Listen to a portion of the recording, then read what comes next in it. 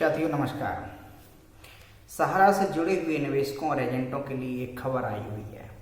खबर है कि सहारा श्री अब स्वस्थ महसूस कर रहे हैं और उनकी कोरोना की जो रिपोर्ट है वो नेगेटिव आई हुई है। तो अब ऐसे में जो पूर्व में उनकी जो मीटिंग थी वो टाल दी गई थी, अब वो मीटिंग की तारीखें पुनः आ गई हैं। ये तारीखें 10, 11 अप्रैल मई को वीडियो कॉन्फ्रेंसिंग के माध्यम से होनी है। इसका रिजल्ट क्या आना है ये तो समय बताएगा।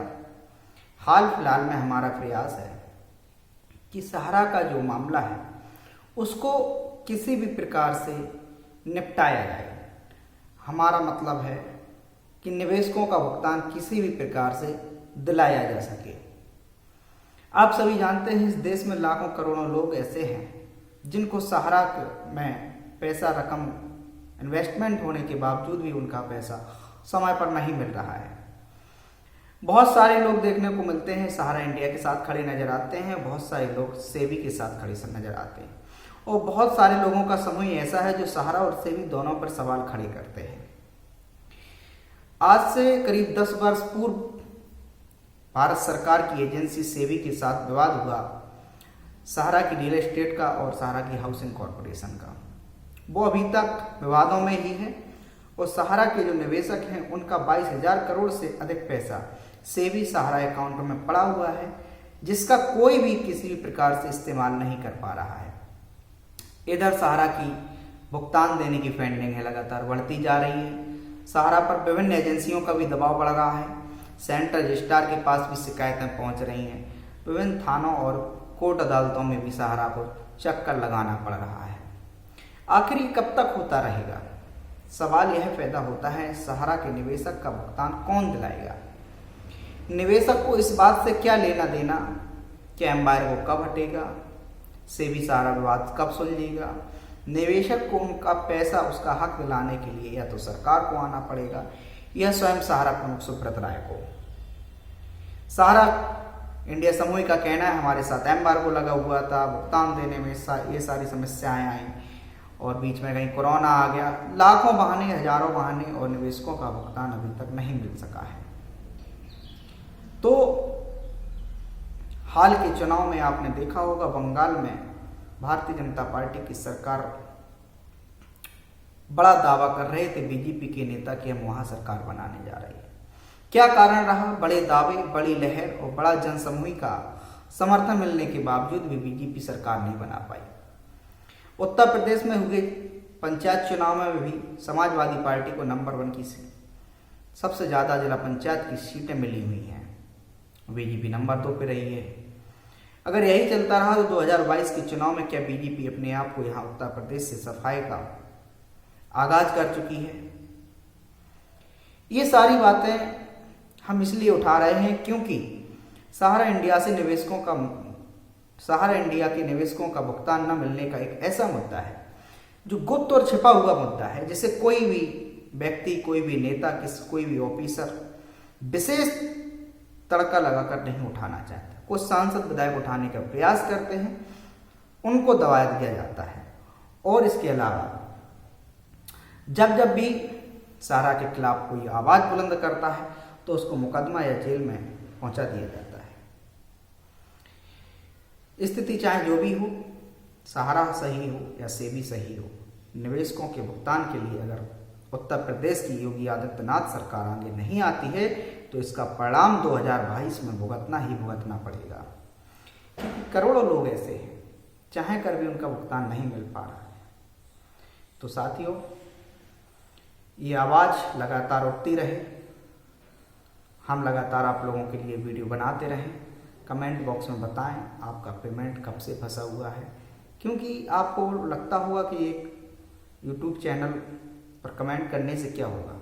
तो आपको बताना है कि उस यूट्यूब चैनल पे, उस यूट्यूब प्लेटफॉर्म पर बड़े बड़े नेता, बड़े बड़े ऑफिसर्स और बड़े बड़े लोग, हस्तियाँ वहाँ पर मौजूद रहती हैं। वो आपके कमेंट को फॉलो अप करती हैं और पीछे से पढ़ती हैं, देखती हैं, जिससे उन्हें पता चल सके वास्तविकता क्या है, निवेशकों का भुगतान मिल रहा है या नहीं मिल रहा है।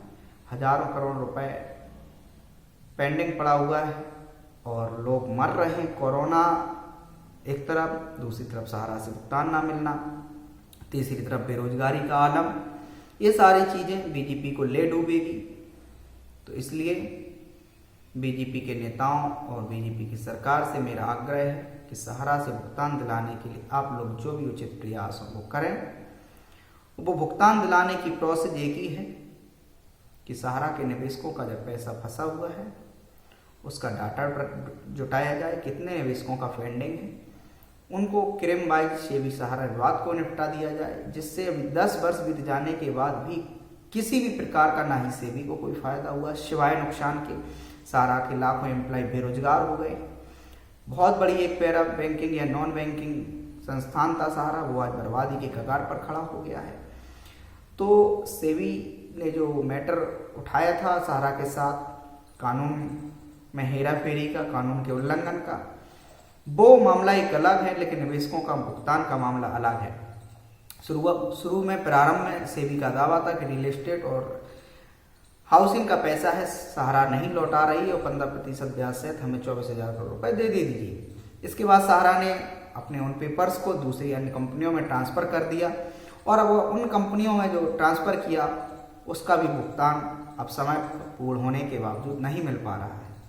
तो साथियों, आप लोग कमेंट जरूर किया करें। इससे सहारा का भी जो एम्प्लाई है, सहारा का जो अधिकारी है, सरकार का जो अधिकारी है, प्रशासनिक अधिकारी है, नेता है, वो आपकी समस्या, आपकी पीड़ा को समझेगा। आप अपने दर्द, अपनी बात को अपने तरीके से लिखेंगे तो आप हमसे बेहतर तरीके से बता सकते हैं आपका कितना भुगतान फंसा हुआ है, कितने वर्ष हो गए हैं, क्या समस्या है, क्या क्या कष्ट आपको झेलने पड़ रहे हैं। तो अंत में एक बार पुनः हमारी सरकार से, बीजेपी सरकार से, मोदी सरकार से अनुरोध है, सहारा से भी मैटर को निपटा कर शीघ्र भुगतान दिलाए जाए, जिससे देश में आपके प्रति जो आक्रोश की लहर दौड़ रही है, जो यूपी के जिला पंचायत चुनाव में देखने को मिला, वो बंगाल चुनाव में देखने को मिला और वो लोगों के बीच में भी दिख रहा है। आपसे किसान नाराज है, आपके खिलाफ किसान प्रदर्शन कर रहा है, आपसे महिलाएं नाराज हैं, उनका लगातार शोषण, गैंगरेप, ऐसी सारी खबरें आती हैं, पुलिस शोषण कर रही है।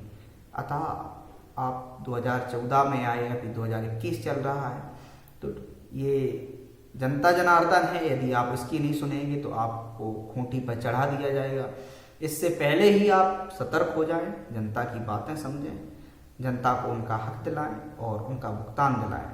सहारा में 1 या 2 लोगों का पैसा नहीं, करोड़ों लोगों का पैसा फंसा हुआ है और वो पैसा मिल इसलिए नहीं की पा रहा है क्योंकि सहारा के पास जो प्रॉपर्टियां हैं वो बिक नहीं पा रही हैं और सहारा भी नए नए बहाने ढूंढ लेता है और इधर सेबी के साथ भी उनका मामला उलझा हुआ है। तो प्लीज़ भारत सरकार, उत्तर प्रदेश सरकार, विभिन्न राज्यों की सरकारों के नुमाइंदे यदि इस वीडियो को देख रहे हैं, उनसे हमारा करबद्ध अनुरोध है, सहारा से निवेशकों का भुगतान अति शीघ्र दिलाया जाए, क्योंकि एक ज्वाला अंदर ही अंदर लाखों करोड़ों निवेशकों में भड़क रही है और ये ज्वाला बरसों से भड़क रही है। ये ज्वाला आग का रूप सिर्फ इसलिए नहीं ले पाई, कारण ये रहा कि बार बार निवेशक को सहारा द्वारा गुमराह किया जाता रहा कि हमारा सेबी के साथ मामला सुलझने वाला है, सेबी के पास जमा पैसा हमारा वापस आने वाला है, हमारा एम्पायर को हटने वाला है, हमारी इस कंपनी के साथ डीलिंग हो गई है, हम अगले 6 माह में भुगतान कर देंगे, हम अगले 6 माह में विजेता हो जाएंगे। इन सारी चीज़ों की वजह से अभी तक निवेशक और एजेंट गुमराह था। यही कारण था कि अभी तक सिर्फ और सिर्फ ये शिकायतें सेंट्रल रजिस्ट्रार, प्रधानमंत्री कार्यालय, राष्ट्रपति कार्यालय और सेबी के पास जा रही थी। हाई कोर्ट, सुप्रीम कोर्ट, जिला कोर्ट, उपभोक्ता फोरम, इन माध्यमों से निवेशक एजेंट शिकायतें कर रहा था, थाने चौकी के माध्यम से शिकायतें कर रहा था। अब निवेशक सड़कों पे आएगा, क्योंकि जब इंसान को मरना है तो फिर कोरोना से अच्छा है कोरोना से मर जाए या अपना कुल मिला के उसका हक मिलना चाहिए। हमारा अनुरोध है सरकार से, प्रधानमंत्री जी से कि एक बार अगर ये वीडियो आप तक पहुँचे तो इस मामले को बहुत ही गंभीरता से उठाएं, क्योंकि सहारा एक छोटी पूरी कंपनी नहीं, हजारों लाखों करोड़ों परिवारों का इससे जीवन जुड़ा हुआ है। इसमें तमाम सोसाइटियां काम कर रही हैं। Sahara credit cooperative society Bharat सरकार के सेंट्रल रजिस्ट्रार एग्रीकल्चर मिनिस्ट्री से रजिस्टर्ड है। हमारा इंडिया क्रेडिट कोऑपरेटिव सोसाइटी, सारायण यूनिवर्सल मल्टीपर्पज सोसाइटी, ये तमाम वो सोसाइटियां हैं जो लगातार निवेशकों का भुगतान नहीं कर रही हैं और निवेशकों को दबाती हैं, हड़काती हैं और गुमराह करती हैं। धन्यवाद। आपसे अनुरोध है वीडियो को शेयर करें और ज़्यादा से ज़्यादा लाइक करें, कमेंट करना ना भूलें।